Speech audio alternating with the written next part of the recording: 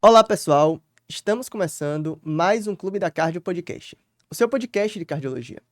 Lembrando que os nossos episódios são direcionados para os profissionais da área da saúde. Tema de hoje: miocardiopatia chagásica, diagnóstico, tratamento e novas perspectivas. Bom, pessoal, para falar sobre esse tema para vocês, a primeira vez que o Clube da Cardio Podcast traz aqui miocardiopatia chagásica, depois de muito tempo, já estava na hora. Eu tenho a alegria de receber e conversar com o meu amigo, também do Clube da Cardio, Dr. Carlos Aurélio, velho conhecido de vocês, que é cardiologista pelo Instituto Dante Paz Neves de Cardiologia e especialista em insuficiência cardíaca e transplante pelo INCOR. Bem-vindo, Aurélio. Uma honra sempre estar aqui, uma alegria muito grande, né? Eu sou da família do Clube da Cardio, então eu estou em casa. Maravilha, Estou em vai ser casa. muito bom nosso bate-papo. E antes de a gente começar, pessoal, eu só queria lhe dar 2 recados rápidos. Primeiro, se você gosta dos nossos conteúdos aqui do nosso podcast, deixe o seu like aí na sua plataforma de streaming, deixe a sua estrelinha, o seu joinha no YouTube, para que o algoritmo entenda que os nossos conteúdos são relevantes para pessoas que, assim como você, gostam de conteúdo em cardiologia. E se você ainda não está inscrito no Jornal do Clube, se inscreva agora mesmo para receber todas as notícias do mundo da cardiologia que foram publicadas na semana anterior. Então a gente traz aí os artigos resumidos para você das principais revistas, todas as terças-feiras às 7 horas, e o link para você se inscrever está aqui na descrição desse episódio. Sem mais delongas, vamos lá, meu amigo Carlos Aurélio. Para a gente começar do começo, né? Qual é o agente etiológico da miocardiopatia chagásica, né?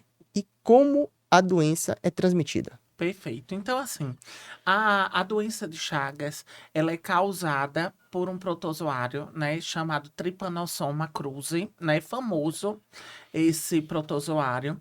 E a gente tem várias formas de transmissão do Trypanosoma cruzi. Antigamente, a principal forma de transmissão era vetorial, né? A gente tem causada principalmente a transmissão pelo barbeiro, famoso barbeiro, né? Que são os triatomíneos. Tem várias espécies, tem o Triatoma infestans, Triatoma brasiliensis, Panstrongylos. Aqui no Brasil, o Triatoma infestans nós não temos mais, né? A gente tem o Triatoma brasiliensis, que fica principalmente na região nordeste, e na região sudeste e sul do país, o Panstrongylos, né? Mas hoje a principal forma de transmissão da doença de Chagas é a forma oral, né? A gente tem grandes infestações associadas à ingesta realmente de ingesta, literalmente a ingesta do parasito, associado principalmente nos açaizeiros. Então, os açaís da região amazônica, quando eles tiram o açaí lá em natura, o local do açaí onde ele fica conectado à madeira é um local muito propício a ficar o barbeiro. E aí, quando ele tira o açaí, ele tira com o barbeiro junto, e aí, quando é moído, ele, infelizmente, vai formar aquela pasta de açaí, entre aspas, junto com o barbeiro, e dentro do barbeiro o Trypanosoma cruzi, né? A outra, aqui no Nordeste, muito, que é do caldo de cana, né? Que, infelizmente, as moendas da cana-de-açúcar, elas são locais propícios ao barbeiro ficar, e aí a cana, quando é moída, ela é moída junto com os barbeiros, e aí o caldo de cana vem junto com o barbeiro, com Trypanosoma cruzi.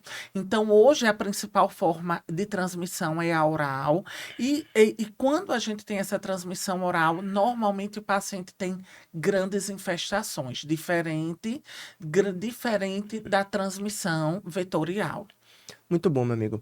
Acho importante você falar dessa mudança epidemiológica aí na transmissão da doença de Chagas, mas a gente sabe que a doença ela tem algumas manifestações possíveis, né? O paciente pode ter uma forma indeterminada, né? ele pode ter uma forma digestiva, que não vai ser o escopo aqui da nossa conversa de hoje, e ele pode ter uma forma cardíaca, né? Que, por sua vez, vai ter algumas manifestações que didaticamente são subdivididas aí, mas que frequentemente coexistem, né? Quais são as formas cardíacas que a doença de Chagas pode se apresentar? Perfeito. Essas formas cardíacas, elas englobam a forma crônica da doença, né? A doença de Chagas, ela tem sua fase aguda, que normalmente tem um quadro inespecífico, lembra até um quadro gripal Gripal. inespecífico, uma febre, adenomegalia, astenia, tem hepatosplenomegalia algumas vezes, e tem também as formas mais graves da forma aguda, que é quando tem a miocardite e a meningoencefalite e a infiltração medular. Essas são as formas mais graves. Mas quando tem a miocardite, a forma aguda da doença, a maioria das pessoas que têm a forma aguda de miocardite, elas se recuperam. Elas se recuperam e seguem o jogo. Em torno de mais de 60% da população que tem a miocardite aguda, ela se recupera. Porém, algumas pessoas vão ter a cronificação. E essa forma crônica tem essas três formas, que é a forma cardíaca, a forma indeterminada e a forma digestiva. A forma indeterminada é aquela em que o paciente ele tem sorologia positiva para Chagas, mas ele não tem manifestações clínicas, nem digestivas, nem a forma cardíaca. Já a forma digestiva é a forma clássica do megaesôfago e do megacólon, né? Que não está no escopo aqui, mas toda vez que a gente tem um paciente chagásico, é importante a gente rastrear a disfagia e alterações do ritmo intestinal para a gente rastrear a possibilidade de megaesôfago ou de Perfeito. megacólon. E a forma cardíaca, ela tem uma gama de manifestações clínicas. Ela tem, porque ela é ali onde ela inflamou previamente, ela vai fibrosar. E a gente sabe que fibrose no músculo do coração é sinônimo de arritmia. Perfeito. Então, por isso que a doença de Chagas ela é uma doença que ela é muito arritmogênica. Então, essa é a primeira forma clínica que a gente tem que lembrar.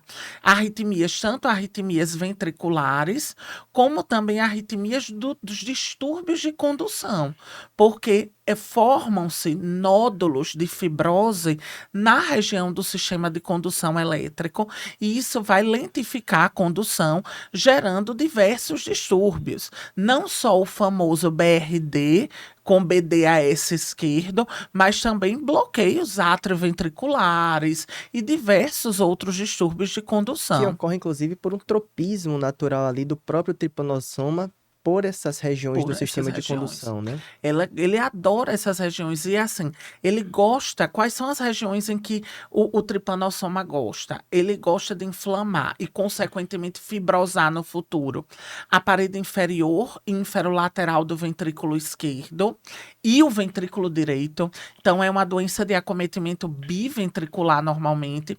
E ela gosta também das regiões perto da coronária. Formam-se nódulos ao redor da coronária que às vezes aperta a coronária e dá dor torácica.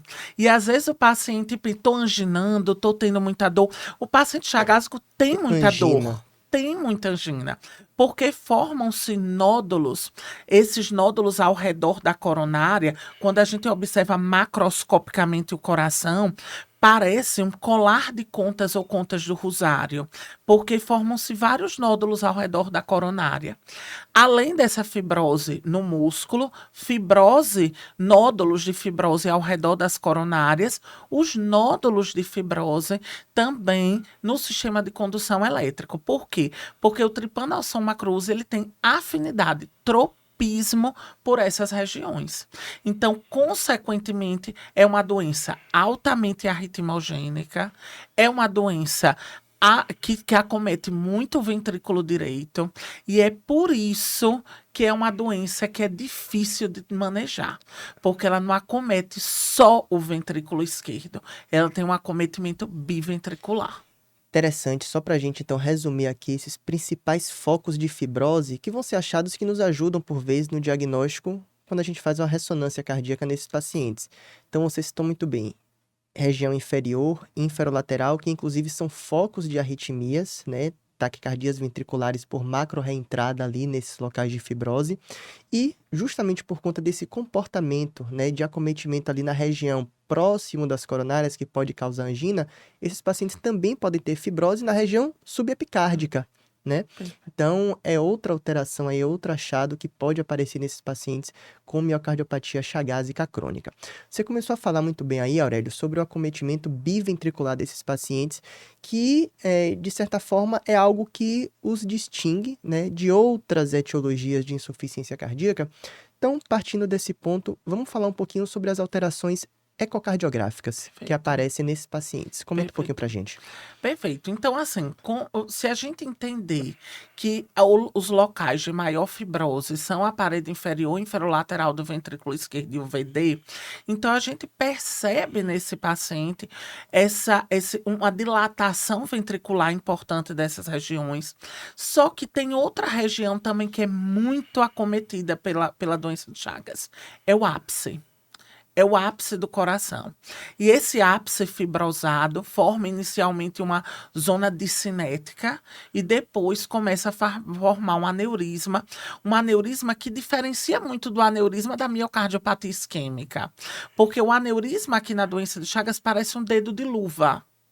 Ele parece um dedo de luva, um dedo de luva. Já o da miocardiopatia isquêmica, ele é mais heterogêneo, forma uma bolsa maior. Aqui ele é mais fino, vamos dizer assim, comparando o aneurisma. E como ele é mais fino, ele tem uma área que é propícia a formar trombo. Então, a formação do aneurisma é uma formação preditora de risco de trombo. A gente vai até falar um pouco mais adiante Perfeito. sobre isso. Mas as alterações clássicas ecocardiográficas são justamente a dilatação ventricular com esses déficits segmentares da parede inferior e inferolateral do VE, fazendo diagnóstico diferencial com miocardiopatia isquêmica, porque às vezes, o que é que a gente vê na miocardiopatia isquêmica? A gente vê déficits segmentares. Na doença de Chagas, a gente também vai visualizar déficit segmentar, especialmente na parede inferior e inferolateral. Então, a gente observa uma dilatação ventricular com uma hipocinesia difusa, mas uma alteração cinética bem mais diminuída na região inferior e inferolateral do ventrículo esquerdo. E aí, muita gente se confunde, porque vê déficit segmentar nessa parede inferior, já vai direto para o CAT e pensa que é isquêmico, e às vezes não é. A gente tem que avaliar a possibilidade de Chagas. Se a gente fizer, por exemplo, fazendo um paralelo, saindo um pouquinho do eco, indo, por exemplo, uma cintilografia de perfusão miocárdica, a gente vai observar um déficit perfusional também na parede inferior e inferolateral do VE. Então, a gente tem que ter muito cuidado, tá certo, para a gente pensar nessa possibilidade. Lembrando que Chagas é uma das etiologias importantes de IC. Isso a gente tem que ter em mente.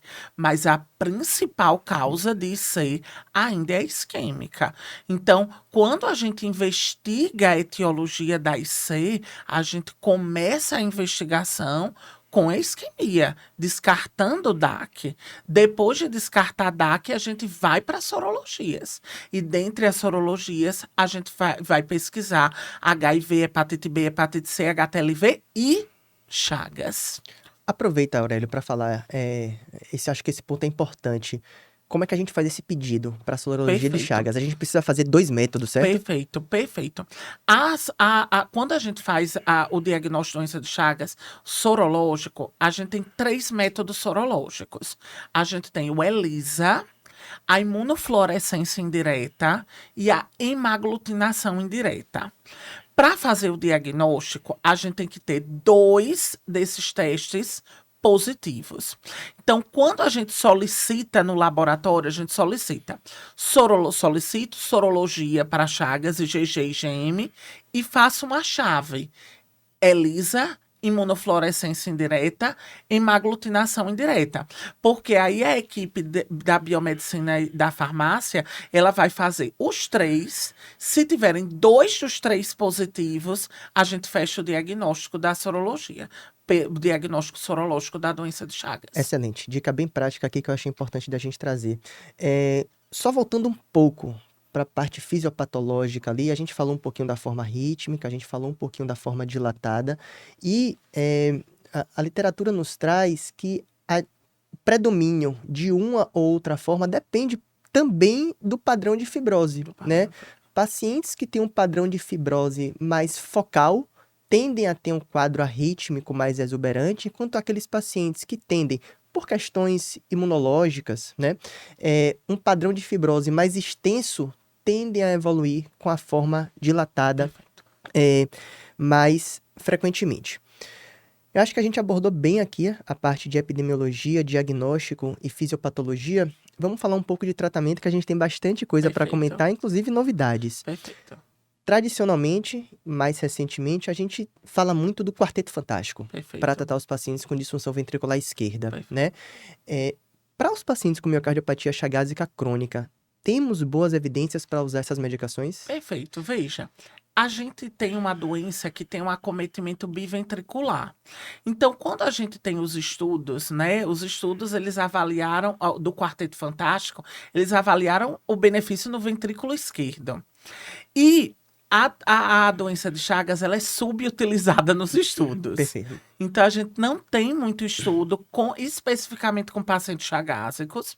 E dentre as etiologias que tem nos grandes trials do Quarteto Fantástico, a parcela de pacientes chagásicos é muito pequena. Então, a gente não tem evidências assim, específicas, vamos dizer assim. Essa medicação é doença para doença de Chagas. E acho que também não precisa, talvez, dessa evidência tão direta, né? Tão direta para a doença de Chagas. O que a gente tem que ter em mente é que, como essas medicações foram testadas para o ventrículo esquerdo, e a doença de Chagas, ela tem um acometimento muito do VD, então, muitas vezes o paciente não tem uma boa resposta ao tratamento. A gente sabe que o ventrículo direito é uma câmara diferente. Ela é uma câmara em que a volemia importa bastante, importa bastante a pré-carga, a pós-carga. Então, diferente do ventrículo esquerdo. Então, como tem esse acometimento biventricular, muitas vezes, quando a gente vasodilata o paciente, como tem VD na jogada, o paciente não tolera muito a vasodilatação. Então, esse paciente já não responde bem ao tratamento com os vasodilatadores em geral, IECA, BRA, sacubitril com valsartana, hidralazina mais nitrato, por causa do acometimento do ventrículo direito. Então, esse paciente, ele não tolera muito já as medicações. Em outras palavras, eu não consigo deixar o paciente otimizado plenamente numa dose boa. A máxima dose que ele tolera já é uma dose baixa. Perfeito. Já é uma dose baixa. O paciente, ele é muito arritmogênico e tem muito distúrbio de condução. Ele não tolera muito o uso do beta-bloqueador. Aí a gente também não consegue deixar uma dose alta de beta-bloqueador. Lembrando que o protozoário, ele pode acometer tanto o NOAV, né, quanto o nó sinusal, né? Então, são pacientes que têm uma bradicardia sinusal de base ali, que realmente impedem a gente otimizar o beta-bloqueador, que é o cronotrópico negativo, né? E aí junta, não consegue otimizar direito o beta-bloqueador, vasodilatador, esses pacientes evoluem mais rapidamente para uma insuficiência cardíaca refratária, para uma insuficiência cardíaca avançada. A gente sabe hoje que no Brasil, a terceira principal causa de levar a transplante de coração é a doença de Chagas. E a doença de Chagas, por que tanto doença de Chagas? Justamente por isso, porque esses pacientes evoluem rápido para insuficiência cardíaca refratária, porque eles não toleram muito as medicações de IC, eles são mal respondedores às terapias de dispositivo cardíaco elétrico implantável, como ressincronização, CDI, eles não são bons respondedores, esses pacientes, então eles evoluem mais rápido. E, coincidentemente, fazendo um paralelo, são pacientes mais jovens. Então, são pacientes, diferente do isquêmico, que a gente vê os pacientes na casa dos 60, dos 50 anos evoluindo com IC avançada, a doença de Chagas a gente vê pacientes com 30 anos. 20 e poucos anos, evoluindo com insuficiência cardíaca refratária. Por quê? Porque eles evoluem rapidamente a doença, eles evoluem com IC refratária mais precocemente. Mas, por outro lado, esses pacientes que transplantam na doença de Chagas, como são mais jovens e têm menos comorbidades, eles são melhores respondedores ao transplante de Excelente. coração. Então, são pacientes que evoluem rápido a doença da IC, vão rapidamente para a fila de transplante, mas são pacientes que, quando transplantam, o transplante vai melhor do que das outras etiologias. Excelente. Só fazendo uma pequena correção aqui, porque eu posso talvez ser mal interpretado, pessoal. Quando eu quis dizer que a gente não precisa de evidências diretas para esses pacientes com Chagas, na verdade, assim, a gente deve utilizar o Quarteto Fantástico para essa população, tendo em mente, tá, essas ressalvas que o Dr. Carlos Aurélio citou. Mas é óbvio, né, que por conta das particularidades que a gente aqui comentou, da fisiopatologia, da presença de muita fibrose, são pacientes que se comportam de uma forma diferente e óbvio que isso precisa ser estudado aí ainda dentro dessa particularidade, tá? E aí, falando um pouquinho de particularidade dos pacientes chagásicos. No Congresso Europeu do ano passado, a gente teve a publicação do estudo Parachute, muito aguardado, né? E que trouxe uma evidência aí para o uso do Entresto nessa população. Na sua impressão, Aurélio, à luz dos resultados do Parachute, Entresto é a medicação de escolha para esses pacientes? Veja, ele foi um estudo de mundo real, né? Ele avaliou pacientes chagásicos, então foi um estudo avaliou essa população específica que a gente está falando, né? Que a gente é uma população. Acho que o grande trunfo do estudo foi justamente utilizar uma população subutilizada nos estudos e fazer um estudo específico para isso. Perfeito. Acho que esse foi o grande trunfo do estudo. Agora, o problema é quando a gente avalia os resultados do estudo, se a gente visualizar grosseiramente o estudo é positivo. Né? A gente olha, que ele é positivo o estudo, mas ele é positivo às custas da redução de peptídeos natriuréticos. E a gente sabe que peptídeos natriuréticos são surrogate endpoints, desfechos substitutos, né? Não são desfechos duros. E quando a gente vê os desfechos duros de redução de mortalidade, né? Redução de hospitalização por IC, esses desfechos não tiveram significância estatística. O que teve realmente significância estatística foi a redução dos peptídeos natriuréticos. Então, em outras palavras, até para a gente juntar e para a gente entender direitinho, a doença de Chagas a gente tem que utilizar. Se o paciente tem IC de fração de ejeção reduzida ou levemente reduzida, a gente vai ter que usar o Quarteto Fantástico. Perfeito. A gente vai ter que usar. Agora, a gente vai tentar. A gente tem que tentar.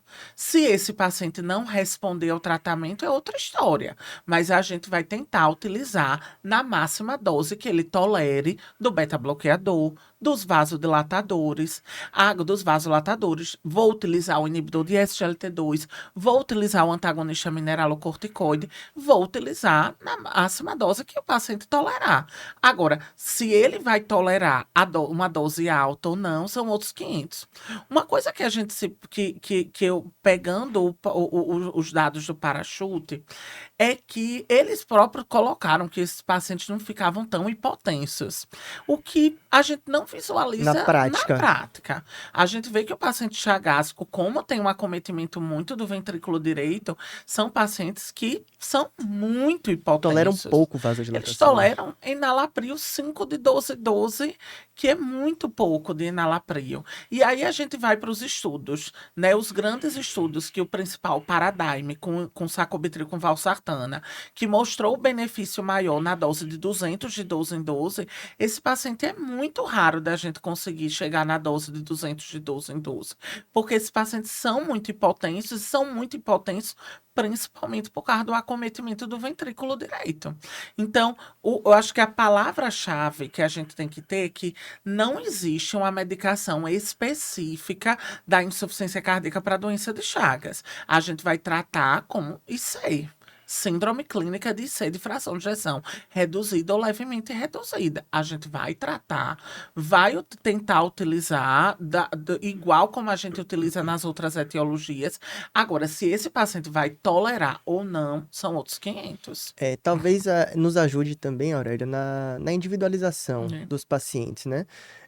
Claro que é muito bem-vindo a gente ter uma evidência positiva, né? É. Ainda que seja um surrogate endpoint, Com certeza. como você muito bem falou, é uma evidência que a gente tem, foi um estudo positivo, mas eu acho que talvez a mensagem seja realmente individualização, né? Nos pacientes com um acometimento ventricular direito mais significativo e que a gente não consegue dar 100 de 12 em 12 pelo menos, ou 200 de 12 em 12 de sacubitril valsartana, talvez seja melhor deixar com uns 10 de 12 em 12 de nalapril e mantê-lo ali com a dose que mostrou o benefício de redução de mortalidade Verdade. já nos estudos, né? Verdade. Com o IECA na insuficiência cardíaca com fração de ejeção reduzida.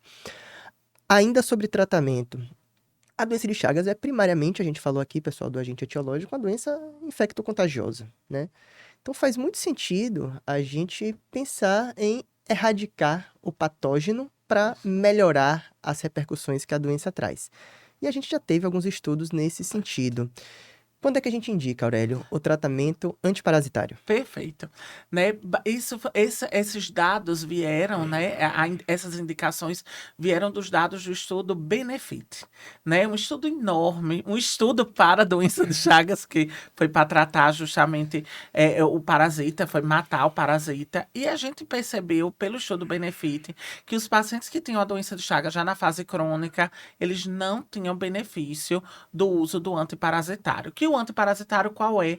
Quais são os antiparasitários que a gente utiliza, né? A gente utiliza, o principal é o benzonidazol, né? Tem o benzonidazol e a gente tem outros como é o Nifurtimox.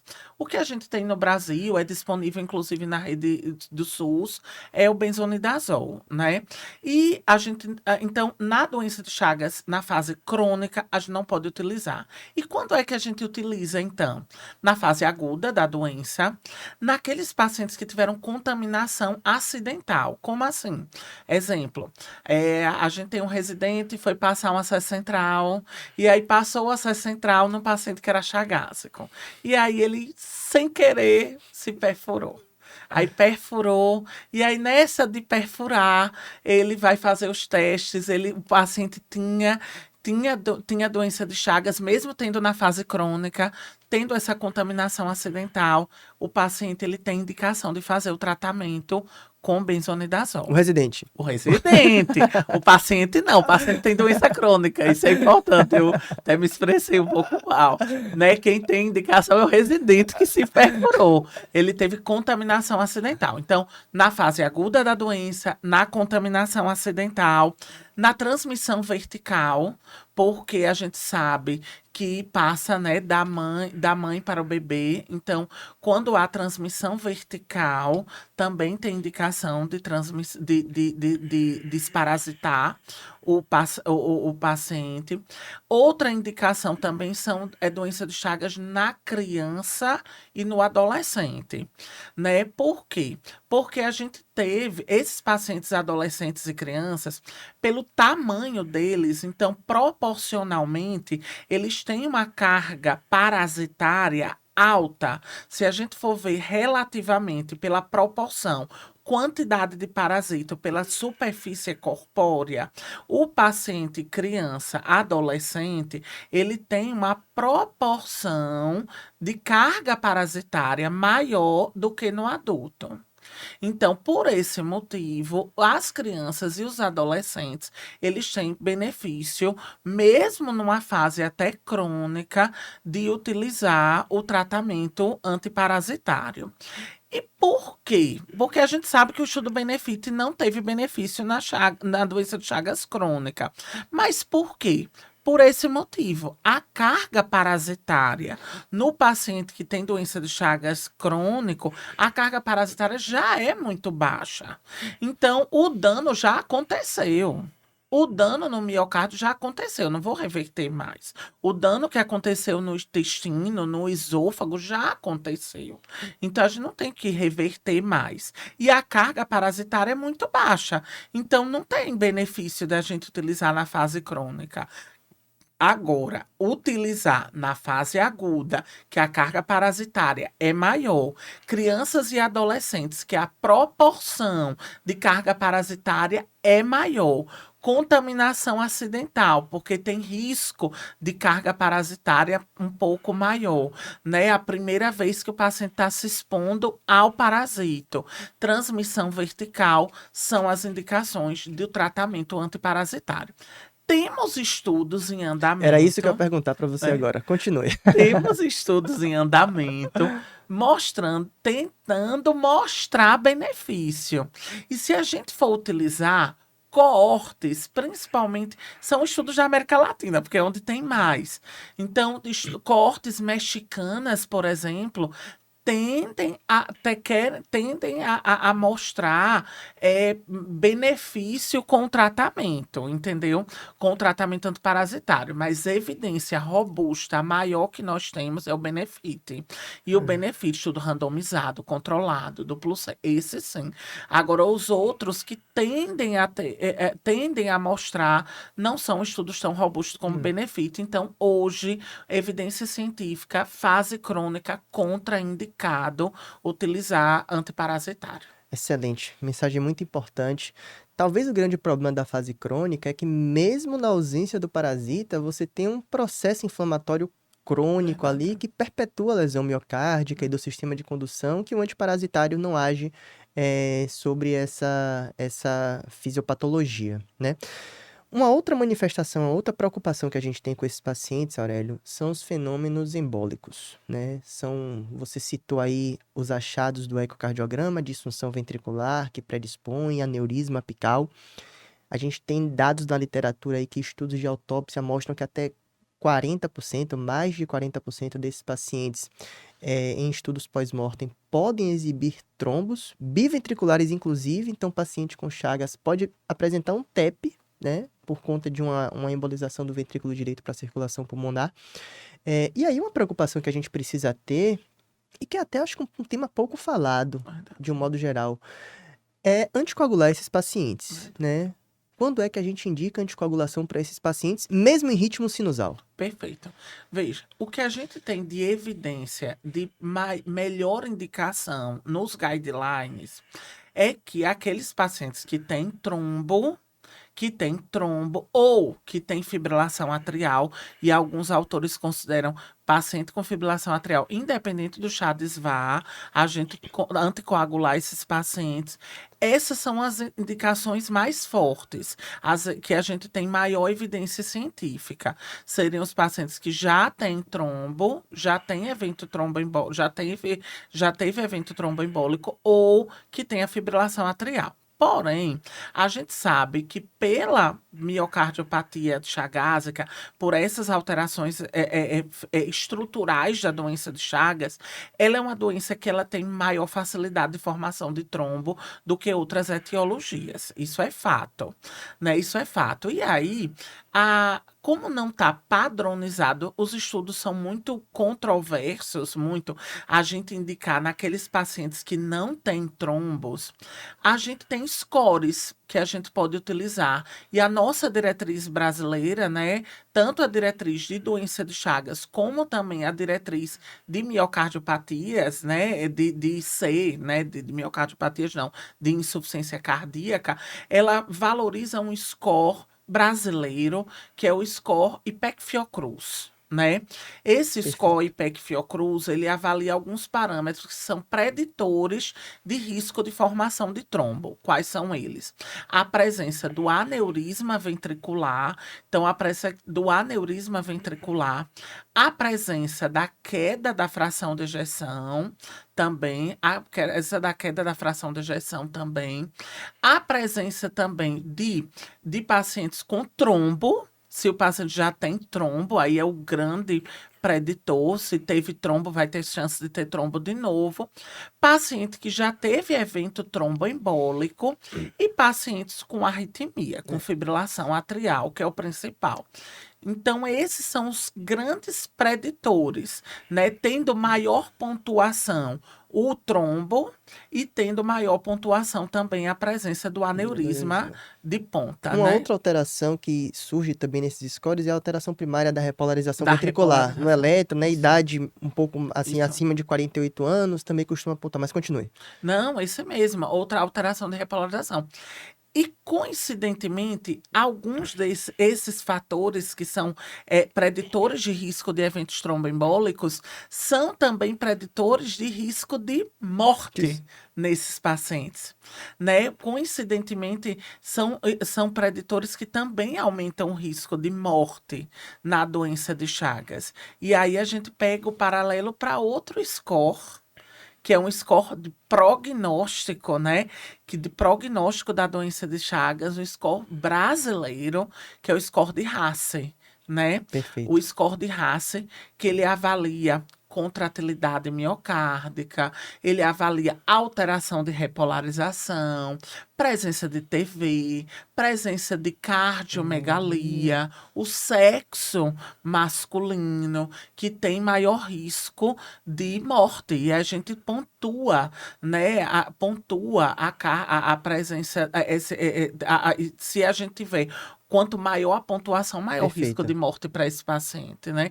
O score de Hasse é um score importante no prognóstico. Eu vou pegar esse gancho do score de Hasse, que você já entrou na próxima pergunta, que é principalmente a estratificação do risco ali de morte súbita Morte nesses súbita. pacientes, que é uma grande Isso. causa de óbito nesses Isso. pacientes, para a gente tentar prevenir essa morte súbita, né? Perfeito. Principalmente com cardiodesfibrilador implantável. Então, o score de Hasse, ele nos ajuda nesse sentido, pessoal, na estratificação do risco de morte súbita, né? E aí também tivemos, recentemente, a publicação de um estudo que buscou comparar duas estratégias desses pacientes com a forma arrítmica, Isso. né? Que é o implante de CDI versus o uso de amiodarona, Isso, né? isso. Um antiarrítmico de escolha em pacientes com disfunção ventricular esquerda, taquicardia ventricular e tudo mais. Que foi o estudo Chagasix, Isso. né? Comenta um pouco pra gente sobre o Chagasix, Aurélio. Perfeito. Qual é a sua impressão? Perfeito. Para a gente entender o estudo, né, a gente tem que colocar em mente que esse estudo ele comparou amiodarona versus CDI, que são estratégias que na nossa prática clínica eles têm objetivos diferentes. O objetivo do cardiodesfibrilador implantável é prevenir morte súbita, né? E Perfeito. a amiodarona é tratar a arritmia. Excelente. Então, a grande diferença que a gente já tem que pensar no estudo é: o estudo utilizou estratégias que têm objetivos diferentes. O objetivo da amiodarona é tratar a arritmia. CDI não trata a arritmia, minha gente. CDI previne morte súbita. Esse é bom já a gente ter isso em mente. E aí, quando a gente vê, o estudo mostrou pra gente que a amiodarona reduziu arritmias e o CDI preveniu morte súbita. Então, não muda a nossa conduta. Agora, o que a gente tem que ter em mente é que esses scores de risco, como o score de Hasse, ajuda a gente balizar quem é que vai precisar do CDI realmente. Por quê? Porque o cardiodesfibrilador implantável no paciente chagásico tem altas chances de choques inapropriados. Então, isso tem que ter em mente, porque é um paciente muito arritmogênico. Então, esse paciente tem muito risco. É tanto que, assim, nas cortes que nós temos, o CDI, o paciente chagásico não é um bom respondedor normalmente ao cardiodesfibrilador implantável, diferente do isquêmico, entendeu? Então a gente tem que usar igual nas miocardiopatias dilatadas não isquêmicas. É bom senso. Perfeito. Então, a gente sabe que é bom senso. Óbvio, aquele paciente que teve morte súbita abortada, o paciente que teve síncope com TV documentada, esse paciente vai ter benefício por profilaxia secundária. Isso é outra história. Agora, aquele paciente que eu vou indicar para prevenção primária, eu tenho que usar o bom senso. Na miocardiopatia dilatada não isquêmica, que a gente sabe que tem uma menor resposta comparada com a isquêmica, a gente tem que usar o bom senso. E a doença de Chagas também vai entrar nesse meio de campo. E aí, quando a gente tiver com dúvida, por exemplo, como é que a gente vai ter dúvida? Um grande o Holter. Eu vejo um Holter que está pipocando de extrasístole ventricular, fazendo extrasístole bigeminada, extrasístole pareada, tá fazendo TV. Esse paciente tem risco alto. Agora, é um paciente, por exemplo, que tem síncopes inexplicadas de repetição e é chagásico. Esse paciente a gente tem que avaliar diferente. Então, a indicação de CDI como profilaxia primária na miocardiopatia dilatada não isquêmica é bom senso. É bom senso. A gente sabe que eles não são bons respondedores como a população isquêmica e a gente tem que avaliar o risco desse paciente. Tem um Holter pipocando de arritmia. Fibrose. Fibrose. Tem uma ressonância que está cheia de fibrose. Tá certo? Que é substrato para fazer macro-reentrada. Então, esse paciente a gente tem que avaliar. Então, a gente tem que lançar a mão, tá certo? De toda essa propedêutica armada para a gente ter bom senso para indicar na profilaxia primária. Perfeito, meu amigo. Entendeu? Inclusive, recentemente no Jornal do Clube, a gente trouxe aí o segmento de longo prazo do Danish, que foi um estudo que avaliou o implante de CDI nesses pacientes com miocardiopatia não isquêmica em profilaxia primária, e tá bem interessante os resultados, né? Se você segue o Jornal do Clube, se você acompanha, você deve ter visto lá o nosso comentário.